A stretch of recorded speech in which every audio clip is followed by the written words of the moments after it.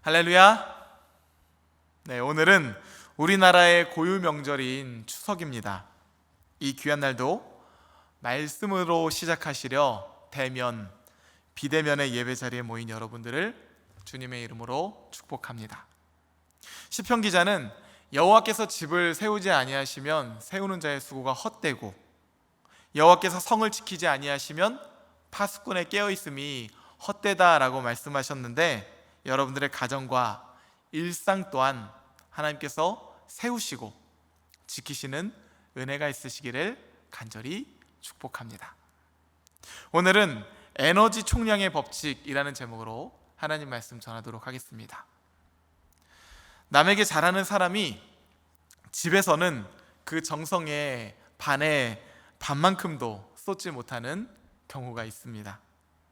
저도 사역을 하다 보면 밖에서는 정말 에너자이틱하고 열심히 일을 하다가도 집에만 들어가면 언제 그랬냐는 듯이 푹 퍼질 때가 있는데요, 비슷한 패턴이 여러 날 반복이 되다 보면 결국 가정뿐만 아니라 제 사역도, 그리고 제 삶의 전반적인 부분도 모든 부분이 무질서와 혼돈으로 가득 차게 되는 것을 제가 발견하게 됩니다.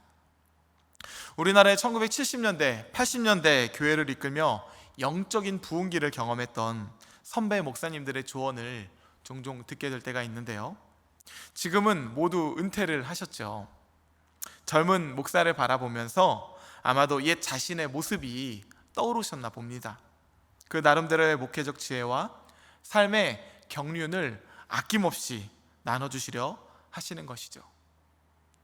듣다 보면 참 귀한 말씀과 삶의 성찰들이 많이 묻어있다라고 제가 느껴지게 됩니다. 그 중에 제가 공통적인 요소를 하나 발견한 것이 있었는데요, 바로 가정에 대한 이슈였습니다. 교회 부흥기를 지나오면서 목회가 얼마나 보람도 되고 재미있으셨겠습니까? 물론 고단한 면도 없지는 않았겠지만, 목사는 성도가 성장하고 교회가 성장하면 고단한 건 잘 느껴지지 않습니다. 그렇게 인생의 대부분의 에너지를 교회를 위해서 쏟아 부으신 것이죠. 반면에 가정에 대해서는 지나치게 소홀했던 터라 놓친 부분들이 많다고 하시며 아쉽다고 하는 그 모습을 제가 공통적으로 발견한 것입니다. 그러면서 하시는 말씀이, 박 목사는 그러지 말어. 아내와 자식은 하나님이 주신 최고의 선물이야. 목회한다고 가정을 뒷전으로 하지 말고 가정을 잘 돌봐야 돼. 이렇게 제게 말씀해 주시는 것이죠. 제가 그 지혜자들의 말씀을 빌어 이 시간 우리 성도님들께 동일한 권면을 드립니다. 사랑하는 성도 여러분, 가정을 잘 돌보시기를 예수님의 이름으로 축복합니다.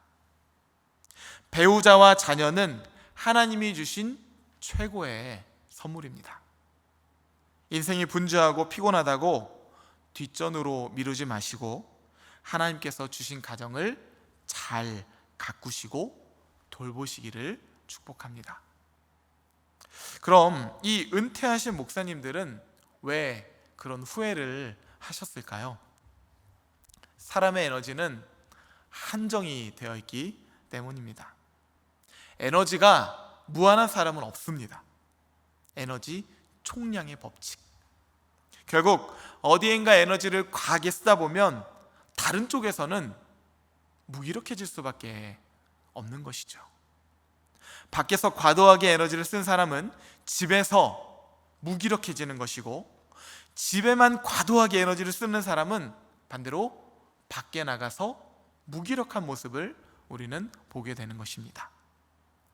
마찬가지로 밖에서 남들을 잘 돕는 선생님, 교수, 목회자, 정치인, 고위 임원, 사회봉사자들이 집에서는 과도하게 엄격하다거나 퍼져 있는 경우도 우리는 보게 됩니다.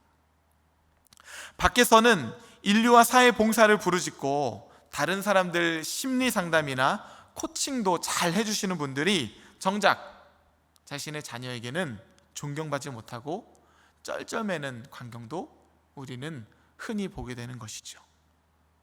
외부로는 지적 능력을 탁월하게 보이시던 분들이 집에만 오면 페인처럼 컴퓨터와 게임, 영상에만 빠져있는 분들도 적지가 않습니다. 이런 문제들은 다 에너지 총량의 법칙, 거기서 벗어나지 못하기 때문에 그런 것이죠.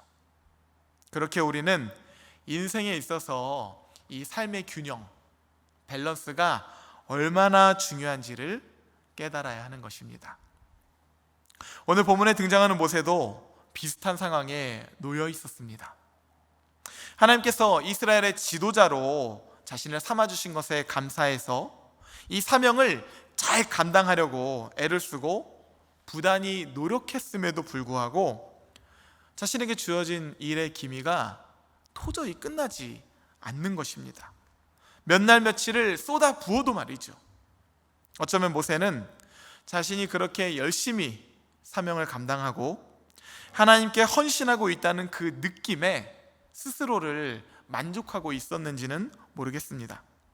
하지만 그의 장인인 이드로가 보았을 때 모세의 그런 모습은 너무나 이상해 보였고 지혜롭지가 않아 보였던 것이죠. 그래서 모세에게 묻습니다. 모세 장인이 모세가 백성에게 행하는 모든 일을 보고 이르되 내가 이 백성에게 행하는 이 일이 어찌 됨이냐? 어찌하여 내가 홀로 앉아있고 백성은 아침부터 저녁까지 내 곁에 서 있느냐? 여기에 대해서 모세는 백성들이 문제가 생길 때면 하나님으로부터 해결책을 찾기 위해서 모두가 자신을 찾아오기 때문이라고 대답을 합니다. 그러면 모세는 양쪽의 이야기를 다 들어본 후에 판결을 내리면서 하나님의 율례와 법도를 세세하게 그들에게 가르쳐 주었던 것이죠. 분쟁 당사자들이 이해관계가 다르고 사안에 대한 큰 입장차를 보이는 상황에서 사실관계를 따지고 해결책을 제시하려니 얼마나 많은 시간이 걸렸겠습니까? 장정만 60만 명이 넘는 이스라엘 공동체인데 그 모든 재판을 모세 혼자서 감당하려고 하니 그것이 감당이 되겠습니까? 하지만 모세에게도 그럴 만한 이유는 있었습니다. 이스라엘 백성들에게 있어서 규범적인 율법은 나중에 시내산 언약과 함께 주어지게 되는데 현재 이 시점은 아직 그 이전의 시점이기 때문에 그렇습니다. 그래서 규범적인 어떤 법이 따로 존재하지가 않았던 것이에요. 다만 노아와 아브라함에게 주신 언약과 더불어서 주어졌던 제한적인 구전의 율법들이 전수되고 있었던 것이 전부였어요. 그것으로 재판을 해야 하는데 이런 복합적인 직임을 누군가에게 맡겨야 하나, 그것이 한편으로는 엄두가 나지 않았던 것입니다. 하지만 모세는 하나는 알고 둘은 알지 못했던 것이죠. 이스라엘 백성 중 누구 하나 억울함 없이 공정한 재판을 해주겠노라고 하는 그의 진심은 알겠지만 그의 에너지는 총량이 한정되어 있는 것입니다. 모세는 하루 종일 재판만 하다가 지쳐버리게 되고 아침부터 저녁까지 자신의 차례를 기다리던 백성들도 지쳐버리게 된 것이에요. 그리고 모세는 24시간 재판만 합니까? 가정도 있고요, 쉼도 가져야 하고요, 군사적인 업무, 하나님께 기도하는 시간, 자신의 에너지를 분배해서 영적으로 육적으로 균형감 있는 삶, 건강한 삶이 되어야 백성들의 송사 또한 재판하며 오래 이 직임을 감당하게 되는 것이죠. 하지만 그것과는 달리 악순환의 반복이 되면서 그것이 일주일, 1년이 지속된다고 생각해 보십시오. 모두를 행복하게 하고 싶어하는 마음과는 달리 모두가 괴롭게 되는 것입니다. 이렇듯 모세의 지도 방식은 지혜롭지가 못했으며 근본적인 문제 해결을 위한 제도적인 개선책을 내놓을 생각에는 미치지가 못했던 것이죠. 이에 경험과 지혜가 풍부했던 모세의 장인 이드로는 그에게 조언을 하면서 과감한 조직 개편을 시도할 수 있도록 제안을 합니다. 모세 장인이 그에게 이르되 내가 하는 것이 옳지 못하도다. 너와 함께한 이 백성의 필경 기력이 쇠하리니 이 일이 내게 너무 중함이라. 내가 혼자 할 수 없으리라. 이 많은 백성을 홀로 지도하고 이끈다면 과중한 업무로 인해서 백성과 모세 모두가 탈진하게 될 것이다 라고 말을 해주는 것입니다. 그러면서 백성들에게 율례와 법도를 가르쳐서 그들이 마땅히 갈 길과 할 일을 알 수 있도록 그들에게 보여주라는 것이죠. 이것은 교육과 동역을 의미하는 것입니다. 우리가 흔히 하는 실수가 있습니다. 하나하나 가르쳐주면서 기다리고 인내하기보다는 귀찮기도 하고 답답하기도 하니까 차라리 나 혼자 다 해버려야지, 다 해쳐버려야지 하는 경향들이 우리 안에 있습니다. 차라리 나 혼자 하면 더 빨리 끝날 것 같으니까 그게 쉽고 편안해 보이는 것이죠. 하지만 여러분, 빨리 가려면 혼자 가고 멀리 가려면 함께 가라는 그 지혜의 말을 들어보지 않으셨습니까? 교육과 동역의 원리를 우리가 삶 가운데서 놓치면서 살아간다면 우리는 빨리 가는 것처럼 보이지만 사실은 탈진하는 삶으로 나아가게 되는 것이죠. 하나님께서 사람을 만드시기를 성부, 성자, 성령 삼위 하나님께서 하나로 일체 연합하며 동역하듯이 하나님의 형상대로 지어진 우리 또한 그 동역의 원리로 살아갈 때 온전한 힘을 누릴 수가 있게 되는 것입니다. 전도서 기자도 말씀하지 않습니까? 한 사람이면 패하겠거니와 두 사람이면 맞설 수 있나니 세 겹줄은 쉽게 끊어지지 아니하리라. 아무리 뛰어나도 혼자서는 다 할 수 없고 혼자 하려고 애를 써봐도 우리 인생의 신비를 혼자서는 풀 수가 없다는 것입니다. 특히 하나님의 일은 혼자서 결코 감당할 수 없는 것이죠. 우리의 가정도 마찬가지입니다. 여러분 혹시 지나친 책임감 때문에 무리하게 혼자서 다 붙잡고 쌈에 붙들어 있는 그런 일들은 없으십니까? 일 중독은 나와 내 가족은 물론 모든 일상 가운데에도 도움이 되지 않는 것입니다. 21절 22절 말씀 볼까요? 너는 또 온 백성 가운데서 능력 있는 사람들 곧 하나님을 두려워하며 진실하며 불의한 이익을 미워하는 자를 살펴서 백성 위에 세워 천부장과 백부장과 50부장과 10부장을 삼아 그들이 때를 따라 백성을 재판하게 하라.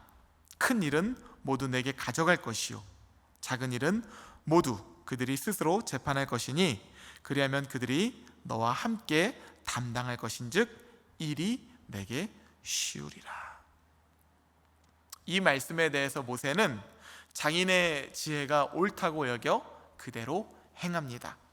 성경에는 모세의 순종이라고 기록되어 있죠. 그의 삶은 어떻게 되었을까요? 재판에 자신의 모든 에너지를 쏟아 부어도 늘 시간이 부족하고 여유가 부족하고 정서가 부족한 인생이었는데 이제 그의 재판은 비교적 쉽고 가벼운 사명이 된 것입니다. 이제 그의 남는 에너지는 하나님과의 더 깊은 만남, 가정을 돌보는 시간, 이스라엘의 군사적인 전략, 이웃들과의 친밀한 교제, 그 외에도 많은 곳으로 흘러가면서 그가 더 풍성한 삶을 열어갈 수가 있게 된 것이죠. 또한 백성들을 가르치고 그들의 직임에 맞게 세우는 이 동역을 통해서 이스라엘 공동체는 모세 자신이 혼자 감당할 때보다 비교할 수 없을 정도로 더 튼튼하고 견고하게 세워진 것입니다. 세 겹줄처럼 말이죠. 사랑하는 성도 여러분, 여러분의 삶의 에너지는 어떻습니까? 건강하게 균형을 이루고 있습니까? 아니면 그것이 한 곳에 집중이 되어서 늘 부족하고 여유도 없고 늘 헤매고 계십니까?